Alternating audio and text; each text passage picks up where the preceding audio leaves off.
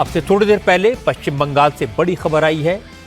CBI ने कोलकाता के RG Kar medical college के पूर्व प्रिंसिपल संदीप घोष को गिरफ्तार कर लिया है। सीबीआई की एंटी करप्शन विंग ने संदीप घोष को करप्शन और एक्सटॉर्शन के केस में अरेस्ट किया है। संदीप घोष के ऊपर इल्जाम है कि जब वो आरजीकर मेडिकल कॉलेज के प्रिंसिपल थे तो स्टूडेंट्स को पास करने के बदले में पैसे लेते थे, ठेके देने में कमीशन वसूल करते थे और उन्होंने मेडिकल कॉलेज के सामान की खरीद फरोख्त में भी भ्रष्टाचार किया था।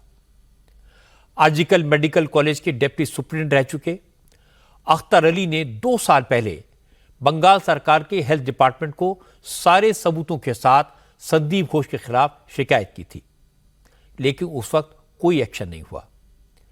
RG Kar medical college and hospital में ट्रेनी डॉक्टर की बर्बर रेप और निर्मम हत्या के केस में जब कॉलेज के प्रिंसिपल संदीप घोष पर सबूतों को नष्ट करने, मर्डर केस को सुसाइड का केस दिखाने की कोशिश के आरोप लगे, संदीप घोष के खिलाफ डॉक्टर्स और आम लोगों में नाराजगी बढ़ी तो उनके खिलाफ कार्रवाई हुई।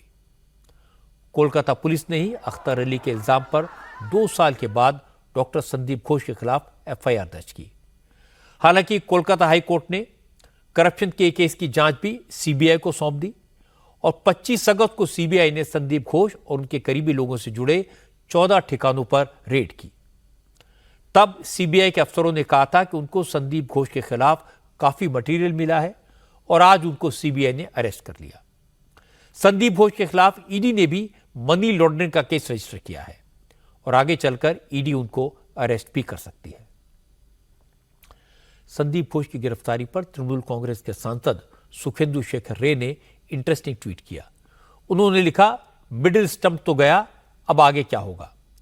सुखेंदु शेखर जब आरजीकर हॉस्पिटल के डॉक्टर्स के प्रोटेस्ट में शामिल हुए थे और उनकी डिमांड्स को सपोर्ट किया था तो कोलकाता पुलिस ने उन्हें नोटिस भेज दिया था।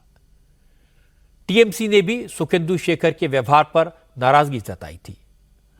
ममता बनर्जी की पार्टी के पूर्व सांसद शांतनु सेन ने भी संदीप घोष की गिरफ्तारी पर आज खुशी जताई। फेसबुक पर लिखा, भगवान ने न्याय किया। संदीप घोष की गिरफ्तारी इस बात का सबूत है कि मैंने गलत नहीं कहा था। शांतनु सेन ने कहा, संदीप घोष के करप्शन की जानकारी उन्होंने बहुत पहले सही जगह पर दे दी थी।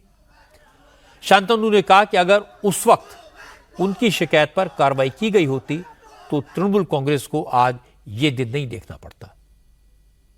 ये सबूत हो गया, जब आदमी विचार नहीं देते हैं तो ऊपर वाला आके विचार देते हैं।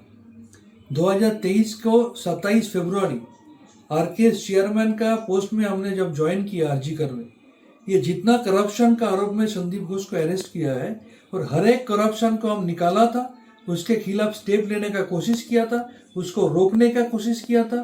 कंसर्न डिपार्टमेंट को हमने बोला था, हेल्थ सेक्रेटरी को भी हमने इन्फॉर्म किया था, लेकिन उसका बारे में उस टाइम कोई स्टेप नहीं लिया गया। अगर उस टाइम स्टेप ले लिया होता तो आज का यह दिन हम लोगों को देखना नहीं पड़ता। इसलिए सबूत हो गया, जब आदमी जस्टिस नहीं देता है तो ऊपर वाला जस्टिस देता है। यह बात सही है कि संदीप घोष पर समय रहते एक्शन नहीं लिया गया। जब आरजीकर हॉस्पिटल में रेप और मर्डर का केस सामने आया तो संदीप घोष के बारे में यह इंप्रेशन बना कि शायद ममता बनर्जी उन्हें बचाने की कोशिश कर रही हैं। इस केस में सबूत मिटाने की कोशिश हुई, इसका इल्जाम भी संदीप पर आया। सीबीआई उन्हें उस केस में गिरफ्तार तो नहीं कर पाई, लेकिन करप्शन के केस में संदीप घोष की गिरफ्तारी आज हुई। संदीप घोष को लेकर लोगों के मन में कितनी नाराजगी है, इसका अंदाजा ममता बनर्जी को इस बात से लग जाना चाहिए कि उनकी पार्टी के नेता भी संदीप घोष की गिरफ्तारी पर खुशी जता रहे हैं।